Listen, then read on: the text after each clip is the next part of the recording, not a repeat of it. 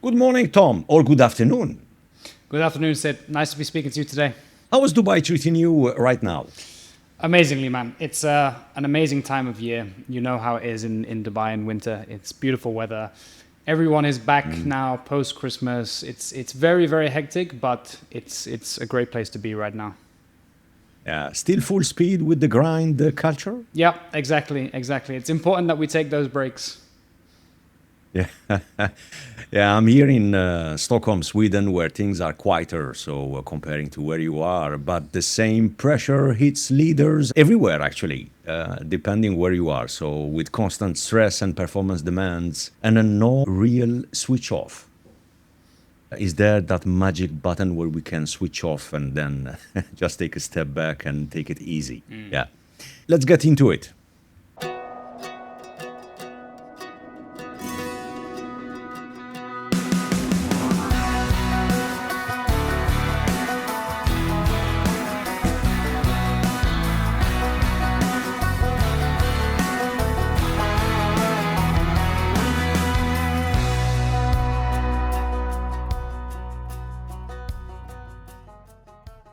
The following is a conversation with Tom Waite, a performance coach for executives and founders, and an expert in biometrics, intelligence, and sustainable health systems. This is Pre-Zero Sports Talk podcast, and I'm your host, Sid Bensalah. Today, we delve into how leaders build resilience and performance by training like athletes, believe it or not, using data, strength, and recovery to uncover genuine stories and insight that truly matter.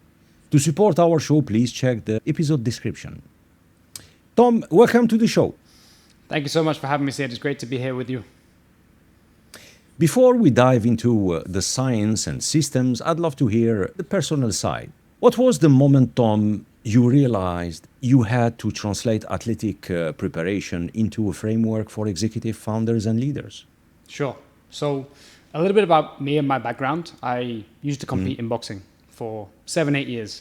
That was my sport. It was the sport I loved, but unfortunately it became a bit of a tough part of my life because I, unfortunately, like many athletes, sustained injuries that took me out of that sport. And that was quite a difficult situation to be in. I created an identity around being an athlete, being a boxer. It was something that was completely my own as an individual sport. And I really struggled to deal with that when I had essentially an aspect of loss to who I was. And I think that's very, very important when it comes to the state of health, especially people who are in executive positions, founders, business leaders, people who are generally seen as the guys who get stuff done, or guys or girls or ladies who get stuff done, right? And an important part of my coaching philosophy is that if your health is not in check, you cannot show up as that person that you've created an identity around. So if you are the person who is high performing, very successful, has achieved so much in their life, the one thing that can take all that away is your health. Just like for myself and my injury, if you create an identity about someone who gets something done, who gets things done, if you don't have your health, you don't have anything. So that's true. It's a really important frame of mind that I like all my clients to think about is take away your health, what really remains? And on that, Tom, so your transition from being a semi-pro athlete in boxing to coaching executives, what did you notice was missing from their approach to health? Sure. So there's a beautiful graphic that I keep seeing online at the moment. And it's a comparison between how athletes perform and how executives perform. And it's two bars, right? So at the top, there's one how athletes perform. And they train, and then there's a little box where they perform, and then they recover. And they train, and they perform, and they recover. When you're an executive, there's really no recovery. It's all performance. It's one long line. You have to be on all of the time, right? And realistically, that methodology doesn't work. Where does it lead? Realistically, it leads to burnout, right? So what I would love everyone to take away from this conversation today is where do you have opportunity to build in your recovery? Right.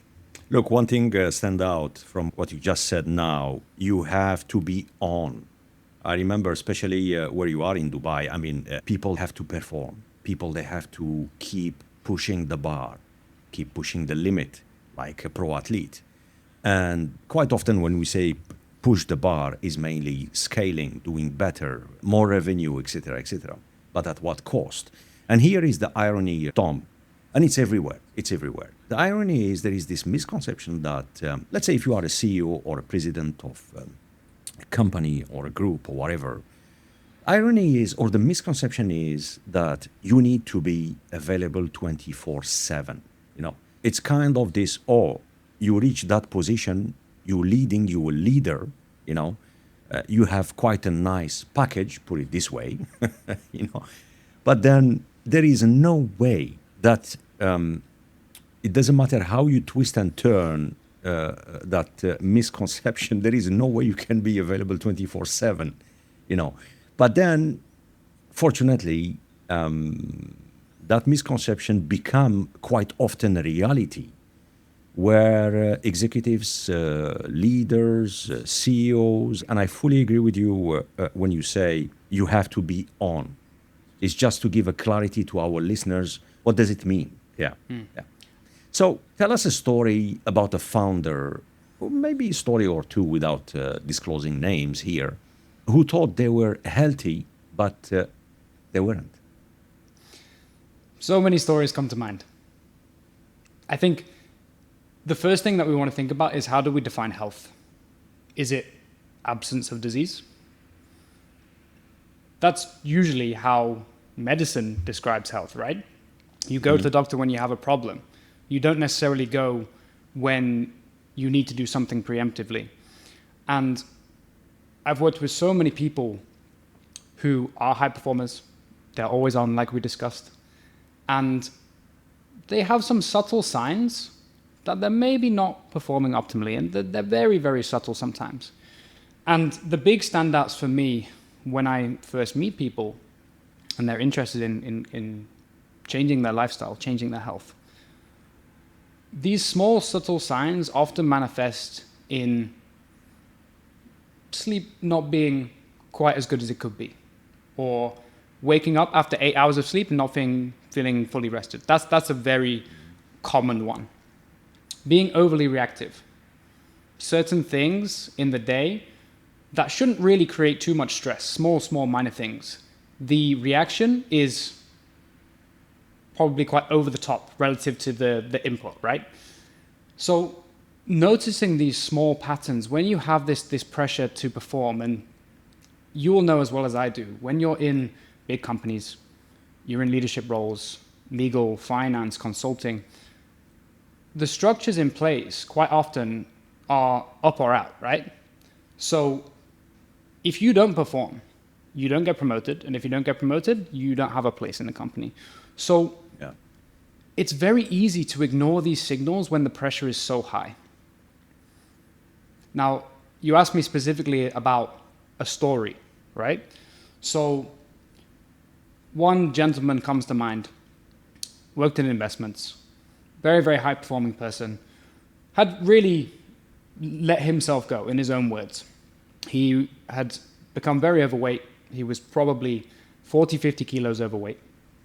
And he knew that he needed to make a change. And the reason he knew that is because he had come to that realization himself that if I don't fix this, I'm a family man, I have a very successful job. If I don't fix my health, what happens to everyone who depends on me? What happens to my work? What happens to my family? And these are very, very real considerations that you have to make, especially when you're a family person. It's not just you have to think about. You have to think about your dependents, whether it's a parent or a child, partner. So he'd come to this realization himself. And throughout the process together, he lost 40, 45 kilos, something like that, over 15 months. Incredible transformation. But what really stood out for me is the identity that he'd created for himself.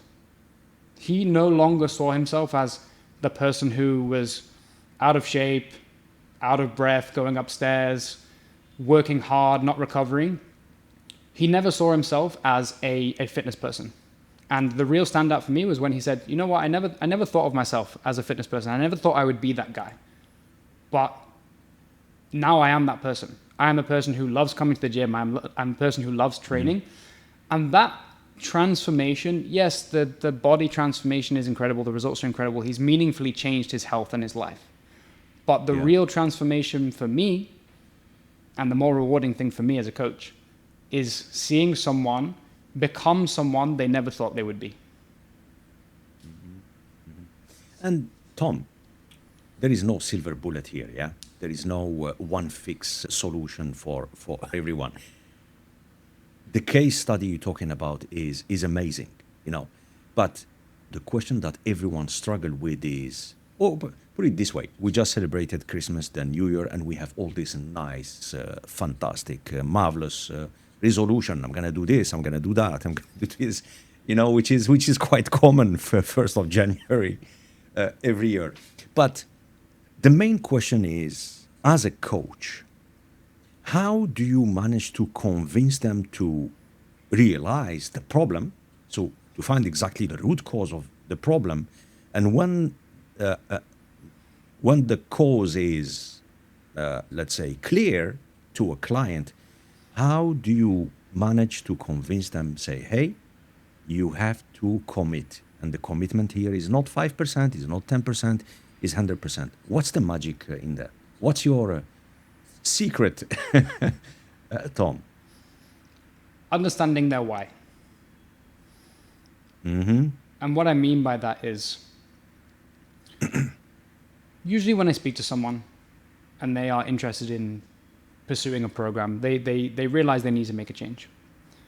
Most of the time, you ask them, why do you want to do this? And they say, well, I want to lose weight. And I say, okay, why do you want to lose weight? And they might say, I just want to feel a bit better about myself. And I say, okay, why do you want to feel better about myself? And you keep going deeper and deeper. Usually the first answer you get is very surface level. Now, they might get to a very situation-specific scenario wherein they're playing with their kids on the weekend. They're too tired to meaningfully connect with them. They can't keep up with them. Mm-hmm. And that makes them feel like they're being a bad parent. So you see how going from, I just want to lose a bit of weight, to I just want to feel better about myself, to I know I'm not showing up how I could do for my family, and that is having a detrimental effect on my connection with them. It's much more powerful than just, I want to lose 10 pounds. So not just accepting the first answer that you get, and really understanding what it is that is the real driver here. And you don't always get that, because it can be quite uncomfortable sometimes for someone to admit something that they're ashamed of or embarrassed about. So sometimes you'll get to that straight away. They can be very open. And sometimes it takes a little bit of time. Yeah. But the more you connect... So basically... Yeah. So basically what you're describing is the process you and your client that go through in terms of what's the best way to shift their mindset and to accept that, okay, this is the situation, this is what we can achieve, but the only way for us to work together and see some result is you have to change completely the mindset. And like you said, and I like what you said, it's the why. And to add to that, meaning that as a coach, if you can and succeed to let the client understand, agree, and be clear in terms of their why, then they will find the way. Yeah. And that process of shifting the mindset, is it a straightforward process? Is it a complicated one? Is it easy? Or is it a one-to-one? Depend on each person, each client? It can be one of the hardest things that you ever do. Because I'll give you an example. For the high performer who has a family and needs to provide, that is a value. They need to provide for their family. Mm-hmm. And all of a sudden, you might ask them to take more time out of their day that they don't really have in order to work on their health so that they can continue to provide. So Yeah. in a way, those things are competing for already a demanding schedule. They're competing for time that maybe doesn't exist right now. So it's how do you frame that, and how do you allow them to see the benefit of one value versus the other one. Yeah, yeah. So, Tom, can you explain what are the earliest signs of declining health that leaders often miss? Sure. So we talked about them briefly already. So stress that maybe, did, yeah. Stress is maybe disproportionate to the stimulus. Lack of sleep, irritability, poor mood, sometimes very, very low mood, sometimes feelings of anxiety, depression. These are all things that shouldn't be ignored. Your body will usually give you warning signs. And think of it like a dashboard. You have something wrong with your car. Yeah. It flashes at you. And sometimes you see it, and it's something that, okay, that can wait. But realistically, when you wait and you ignore it, the problem gets worse. It doesn't get better. So paying attention to these signals, and then also being very diligent about things like annual checkups. Blood work, for example, can show you some very, very interesting patterns well before you necessarily feel them. If someone's very, very inflamed on their annual checkup, inflammation generally, short-term inflammation, when we're talking about training, is a good thing. Chronic inflammation is not a good thing. And it's a cascade, a catalyst for lots of issues in the body. You can pick these things up very, very early in a medical process. So not ignoring your body's signals, but then also maybe layering in some data to complement that. Yeah, yeah. You spoke earlier about losing weight, which is a very trendy topic. Everywhere in the world, it's what do I do to lose extra pounds, extra kilos, and things like that. Look, we are not doctors, and we are not going to claim that we are and we know a lot. But what's your take, Tom, when it comes to people taking Ozempic or metformin for the sake of losing weight? I think it's case by case dependent. So these medications, they've been around for a very long time. It's just that Ozempic, Mounjaro, they're very, very popular. Retatrutide, more recently this year, is becoming very, very popular and becoming very marketing friendly, which you may either agree or disagree with. There is a clinical need for these medications, right? And that clinical need is obesity and a pre-existing chronic condition, right? So insulin resistance. Like diabetic. Exactly. So that is exactly what these medications are designed for. Now, the difficult scenario that I see is that we are, or some people are, using these to essentially kill their food noise. People who don't necessarily need to desperately lose a lot of weight because they're in a life-threatening situation. It's not these people who are using it. Or there are people who are using it who are not in that position, right?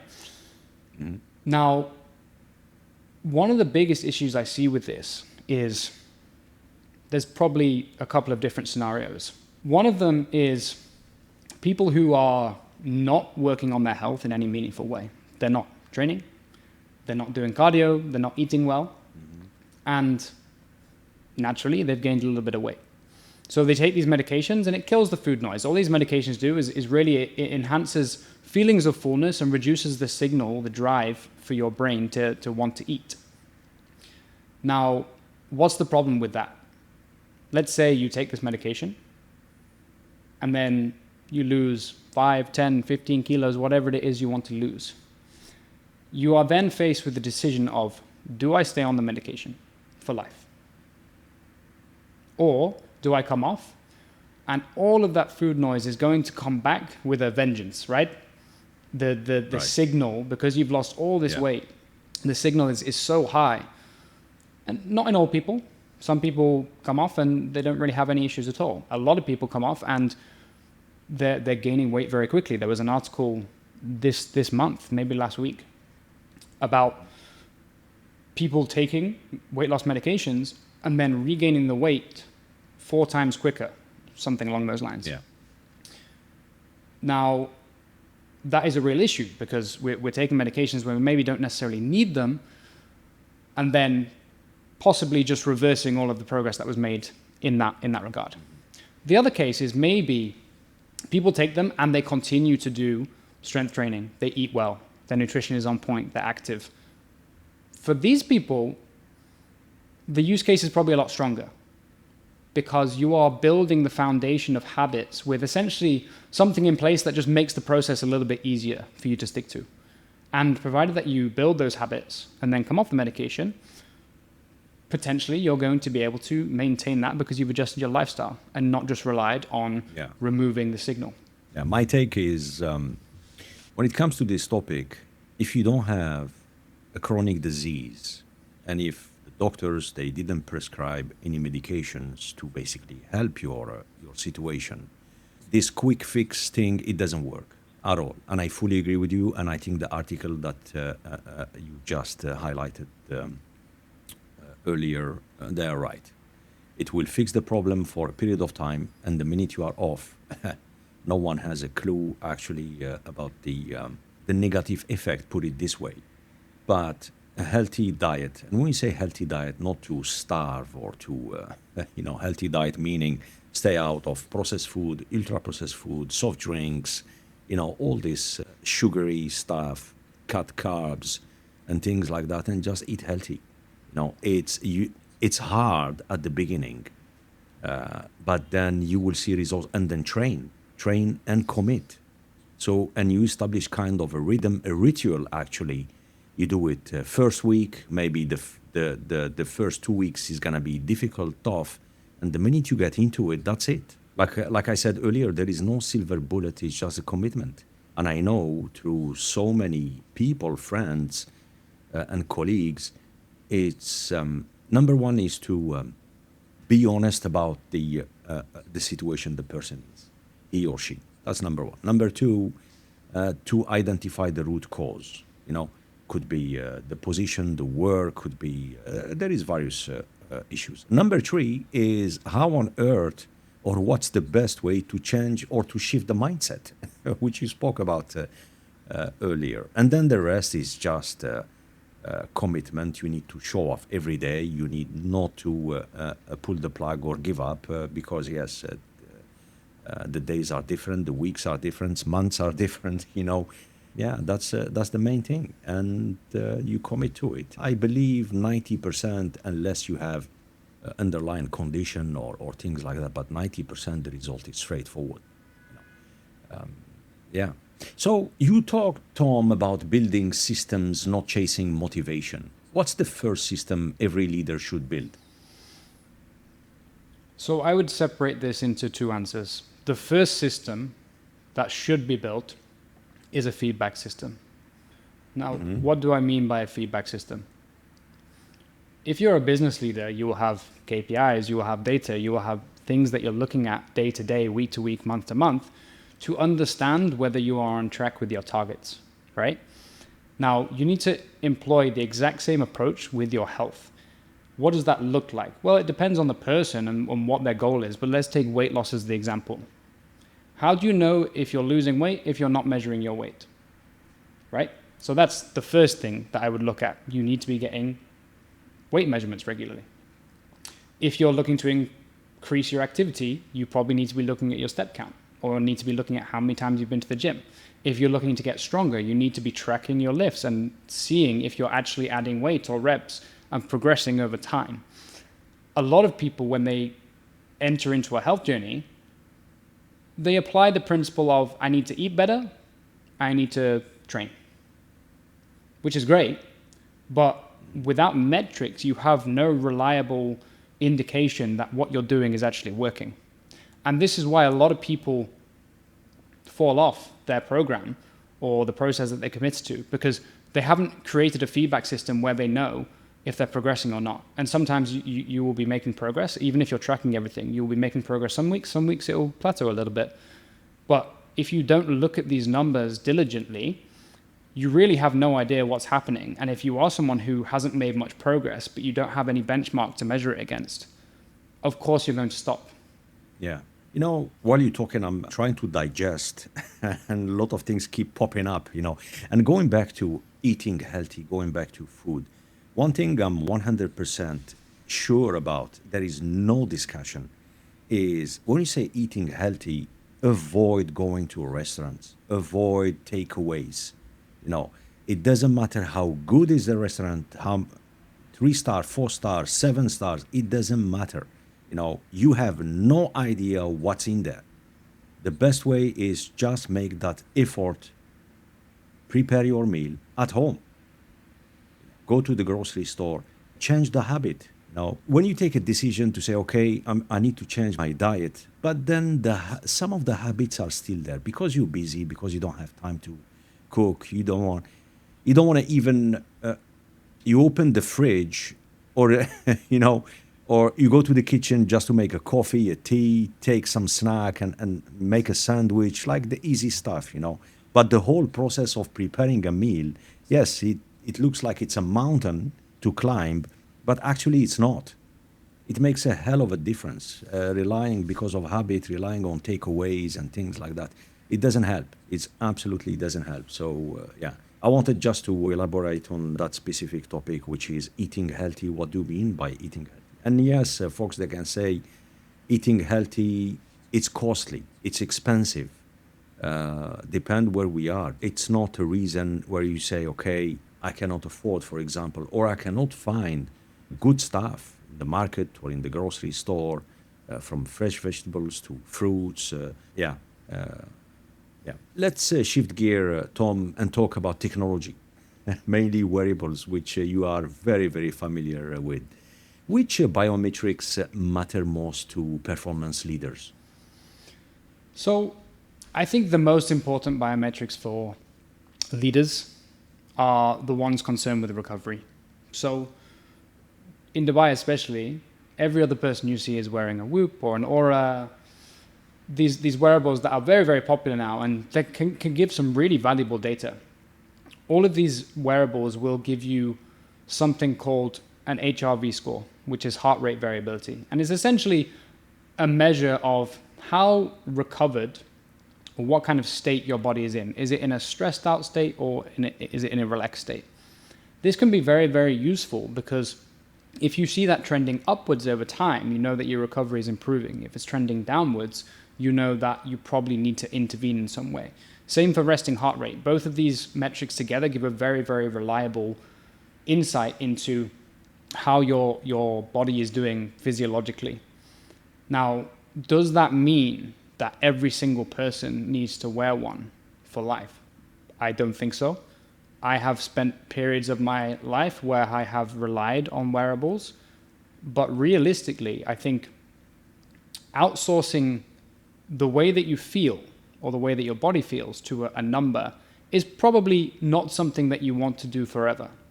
Yes, yeah. Wear it for a time, learn the processes, learn how your body responds to the amount of intensity that you're giving work, how much intensity you're giving training, whether you're sleeping appropriately. Yes, spend some time understanding that, but to me and for myself, I would also like to be able to rely on how I feel, right? If I get up in the morning and the first thing I do is check what my sleep score is for the evening, I'm already starting the day in a stressed out state. Because if I expect it to be good and it tells me it's bad, that's just set the tone for the rest of my day. I'm going to psychologically feel that. If it's told me that I'm under-recovered, I'm going to psychologically feel that I'm under-recovered. Where if I've gotten up and I feel good and I haven't looked at the number, I'm going to go through the day feeling good about myself.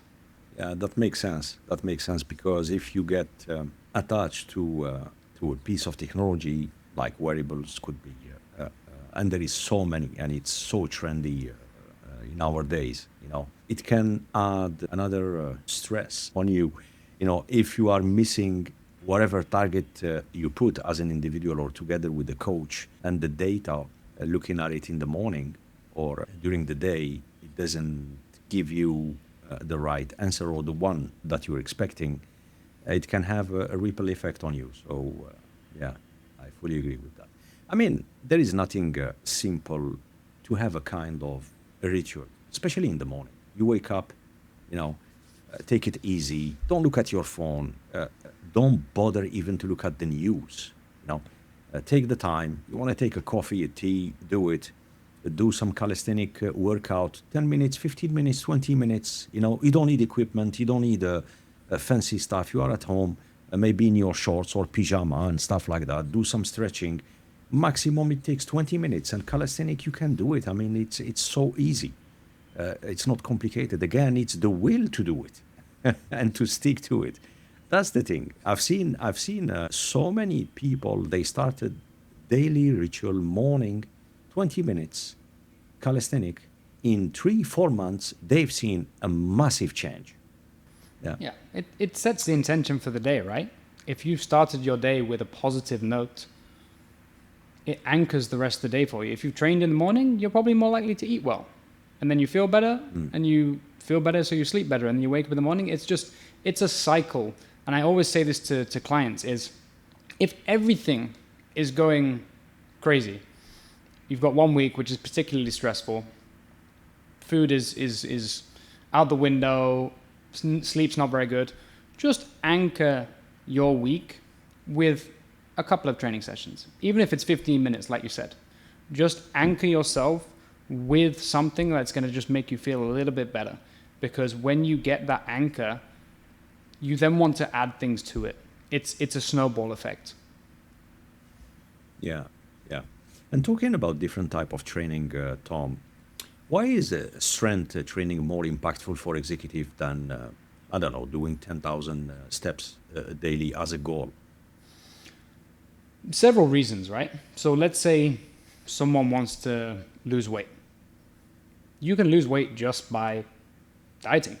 It's actually the most efficient way to lose weight. But if you lose weight without strength training, you're probably going to lose a lot of muscle as well. Muscle is your longevity metric, right? So in my mind, every single person in the world needs to learn how to strength train, because they're going to have to do it for the rest of their life. And it doesn't mean that you need to be doing deadlifts at 80 years old, but it does mean that you need to have the capacity to get up out of a chair and go for a walk and do all of these things and maintain our function. So strength in the short term, yes, it might help your body look better.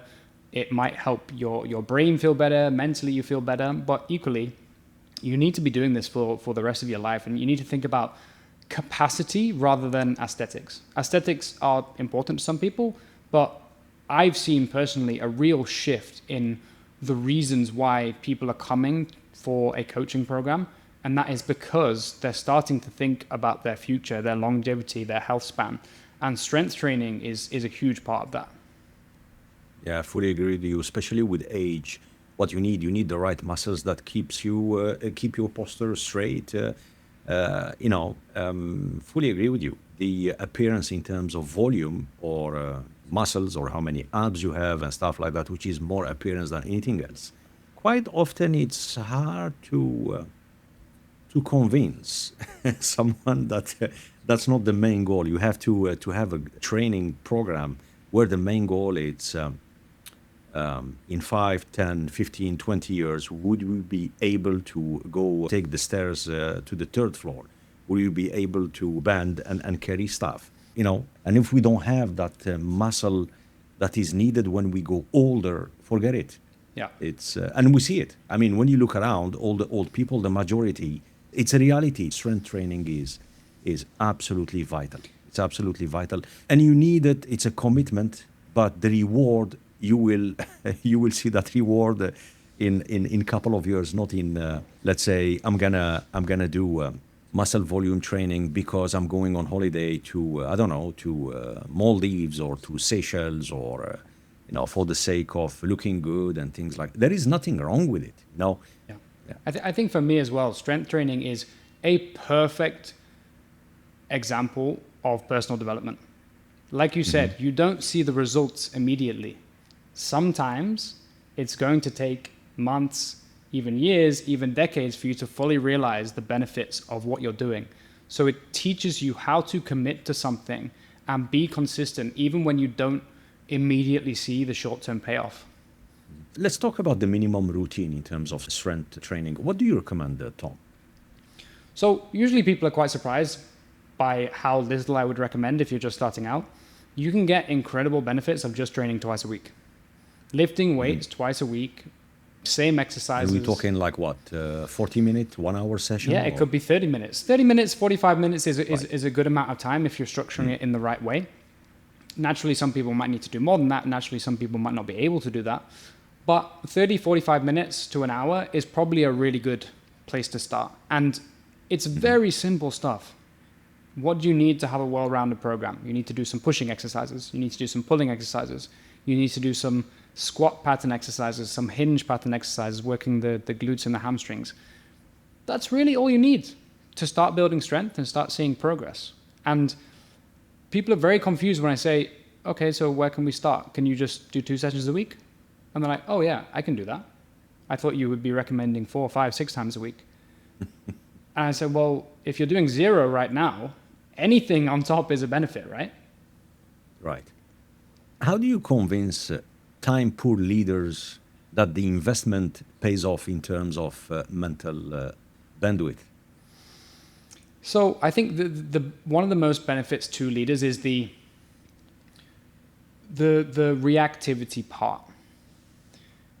If you're improving your health and managing your stress, you're naturally going to improve your resilience. And the way I think about resilience is how quickly can you return to baseline? If you're in a chronically stressed out state, if you're in a chronically inflamed state because you're not looking after your health, psychologically, you're not going to be in a great place. Physically, you're not going to be in a great place.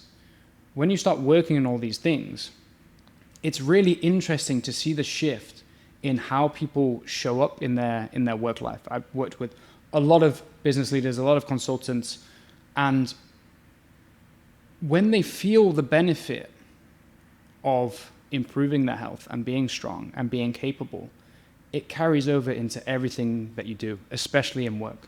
Yeah. Tom, especially in Dubai, most of the executives, they travel a lot for business reasons. And what is difficult, it is what it is, but what is really difficult is the approach to nutrition.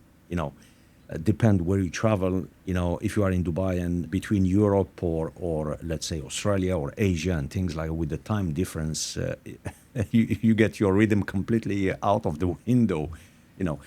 Is there a very simple approach to that you advise your client? Yeah, and I think a lot of the times I tell clients that having a coach is kind of like having a personal planner.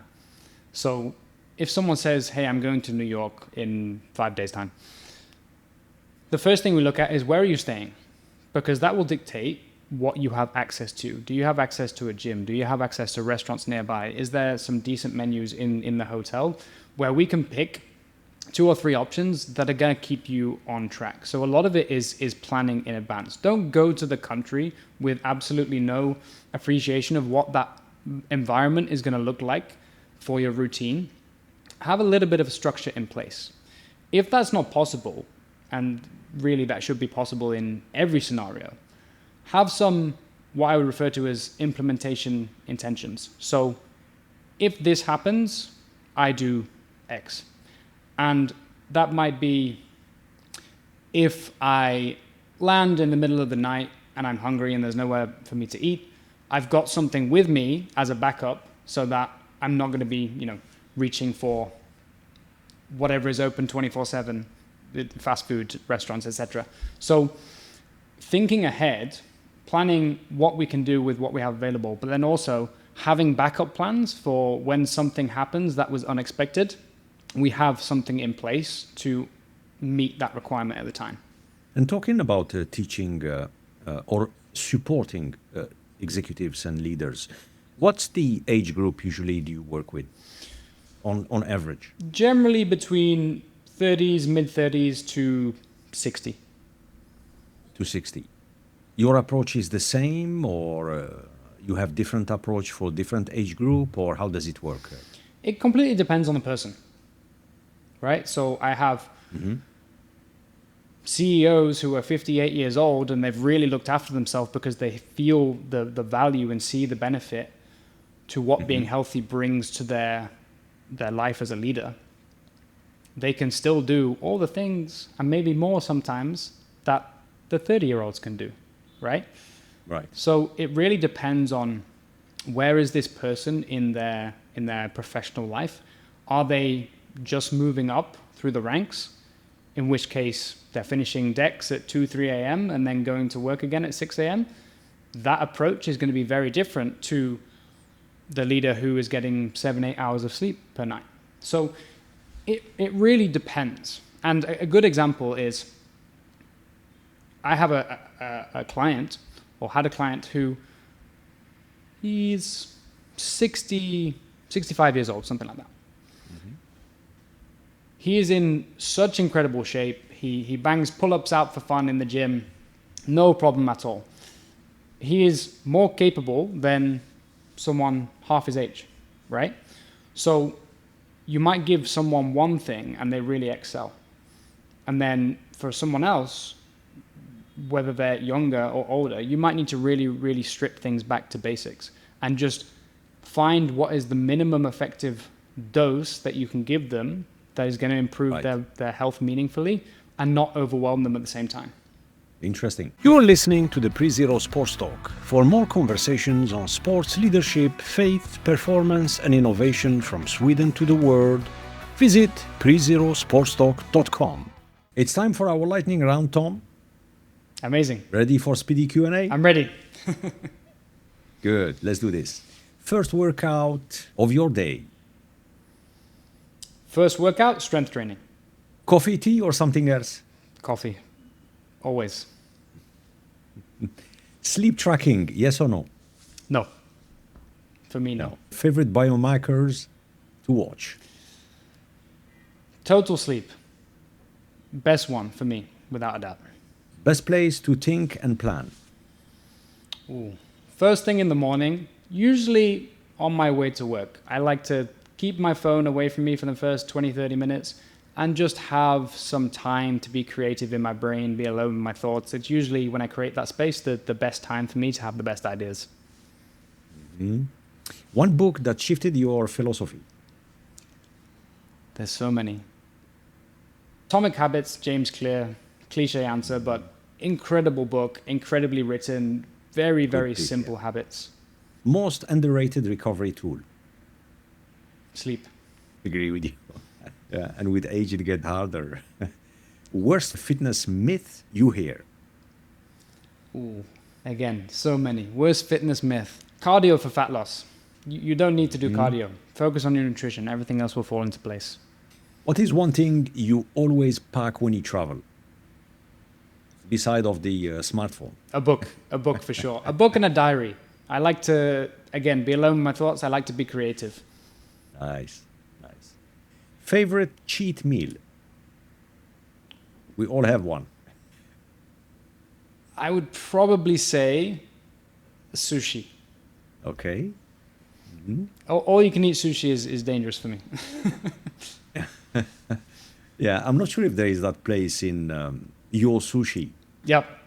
Yeah, absolutely. It's still there. Yep, Yeah. for sure. There's so many, but yes, absolutely, that's here.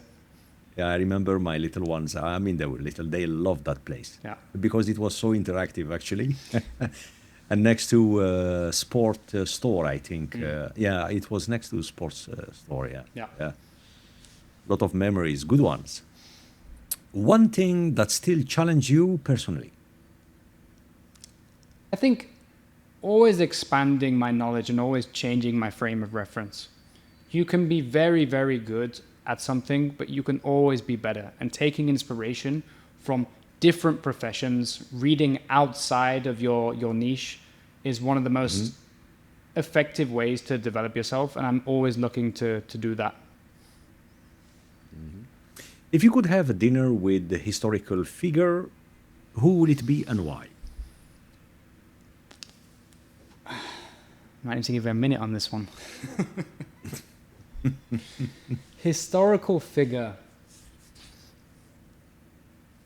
It would have to be a psychologist or a psychiatrist